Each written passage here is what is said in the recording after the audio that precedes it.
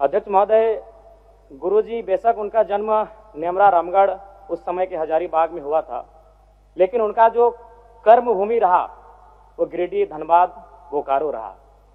और गुरुजी को हम गुरुजी जो कहते हैं वो नाम भी हमारे विधानसभा टुंडी से मिला है, जो धनबाद का हिस्सा है।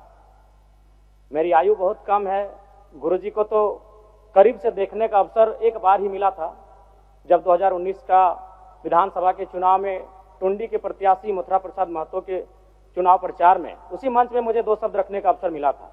लेकिन उनके किस्से, उनकी कहानियों को सुनकर मैं पला बढ़ा हूं, क्योंकि मेरे पिताजी भी झारखंड आंदोलन के शहीद हैं, आंदोलनकारी रहे हैं। मेरे गांव में लगभग 1 दर्जन से ज्यादा मेरे चाचा हैं, जेठा हैं, जिनको आज भी आंदोलनकारी का पेंशन मिलता है।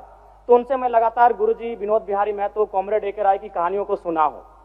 और आज भी हमारे गांव में एक कहावत प्रचलित, अध्यक्ष महोदय, उस समय 70-80 का दौर था, जब गांव में रात्रि पाठशाला लगती थी। लोग एक कहते थे कि मीटिंग सुने ले चाले नुनुक माए, हमरा गाँव आवहत विनोद बाबू शिबू सोरेन के राय।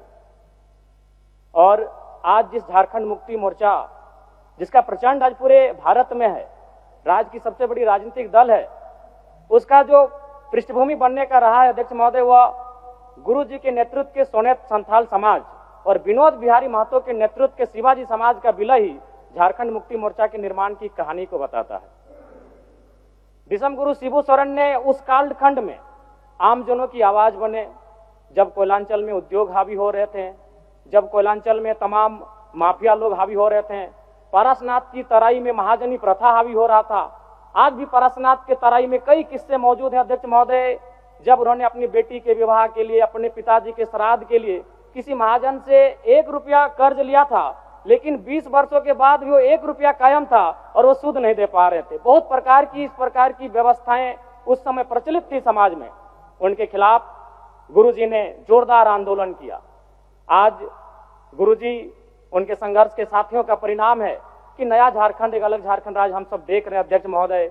और वास्तव में गुरुजी का हाड़ मांस का शरीर हमारे बीच से चला गया है।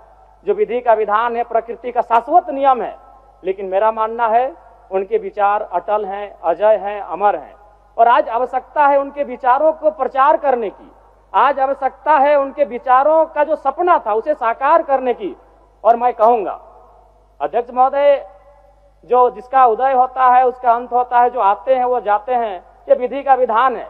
लेकिन गुरुजी का जाना भी एक शुभ समय है। आज नहीं तो कल गुरुजी जाते ही संसार को अलविदा कह के, हम भी एक दिन इस संसार को अलविदा कह के जाएंगे।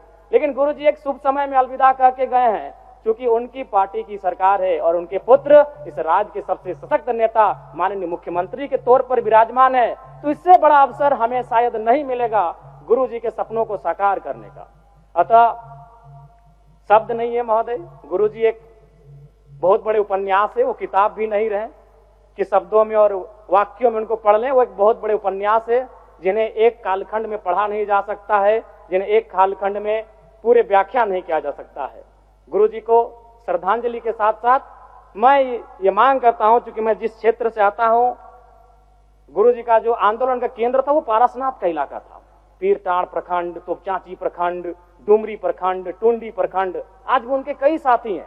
हमारे डुमरी में तो अखिल चंद्र महतो, उन्होंने आजीवन गुरुजी के वेशभूषा में रहे, वही दाढ़ी, वही चाल चलन, वही खलता पजामा। तो मन एक उनका जो प्रेम था वो अद्भुत है। अतः मैं सरकार से ये कहूंगा, पारसनाथ में तो कई भवन निर्माण हो गए धार्मिक परियोजन के नाम पे।